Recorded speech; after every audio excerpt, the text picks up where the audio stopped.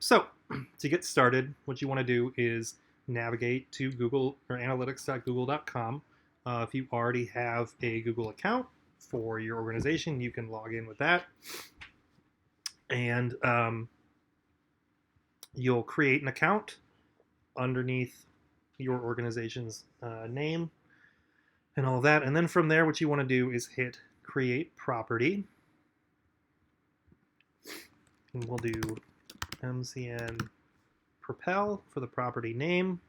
All of this you can set, some very basic information, like time zone, and then a lot of analytics. You're going to be tracking things like sales and conversions, so it wants to know what currency you're using. But beyond that, you can just move through, give it a little bit of information about what industry you're in and how big your organization is. And then what are some of the goals or business objectives for this account? You can hit get baseline reports, and then that's all it will do. Or if you want, you can select multiple other goals, and it will kind of take those into account. So we'll just select everything. So hit create, and then it'll ask about data collection. For initial setup, just hit web. And then you tell it what your website is. .com.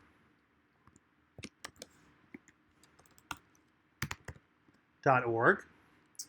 And then tell it what the stream name is. So we'll just Propel GA4 test and create that data stream. Okay, so all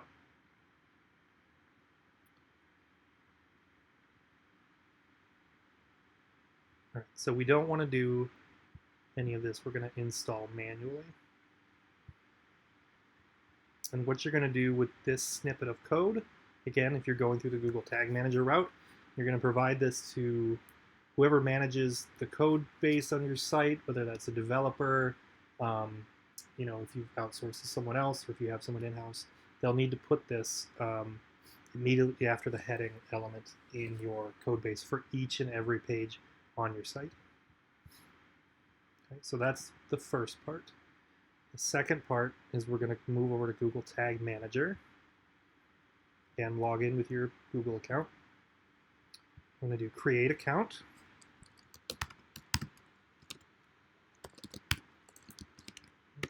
Just give it an account name. It doesn't matter what it is. You can choose to share data anonymously with Google and others. It's totally up to you. It shouldn't really affect anything. And then the container name will again be that URL that you are using. Again, the target platform we're looking for, just because it captures the most data, would be web. And then from there, we're going to create, accept the end user license agreement, hit yes. All right. And again, Tag Manager will also provide this code, and I would recommend using this rather than the one provided by Analytics, because you're going to get two snippets of code, one that goes after the head, one that goes after the body, and this will collect more data for you. Right, so this is the Google Tag Manager dashboard. And what a tag is essentially is it is a piece of data on the data layer that is specific to some sort of action that an end user is going to do. So every tag is basically saying, I want to know every time someone clicks the submit button on my newsletter sign up.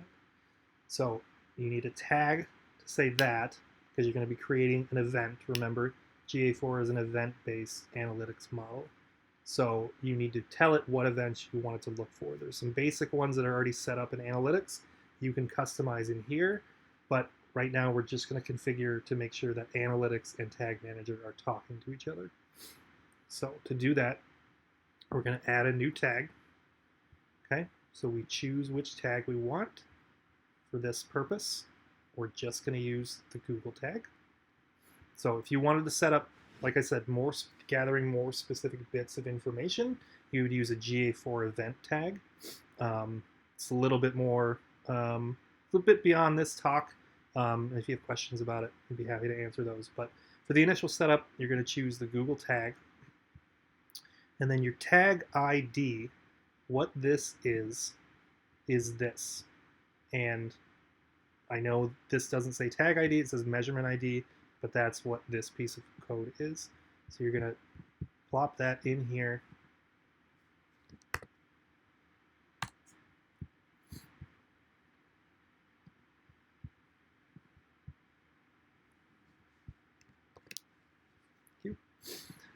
So you're going to plop that in there for your tag ID, and that's all you should need to do for the tag configuration.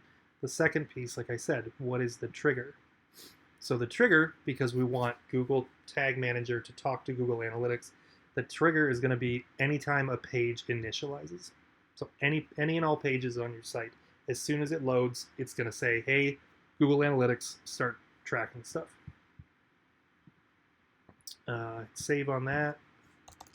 Give it a name for config. And we'll hit save. All right. So that should be the end. Sorry. One more thing. Anytime you make a change in your Tag Manager dashboard, you have to hit submit. That's one of the other good things about Google Tag Manager instead of the Google Site Kit plugin is Tag Manager does version control. So anytime you make any sort of change to any of your tags, it's going to keep track of it. So if you need to, you can go back and we can revert to old instances in case something goes wrong. So you just give it a name and GA4 config and hit publish. And there we go. So this this version of the tag manager has 5 variables. It has 1 tag. It'll tell you what tags you have, how they're set up, what their triggers are. Let you know that version 2 is now live. And then again, you can see your different configuration versions down here. If you want to go back to your sort of management dashboard, it's in workspace right here. And then you can go through, you can see all of your tags, your triggers, which should say initialization all pages.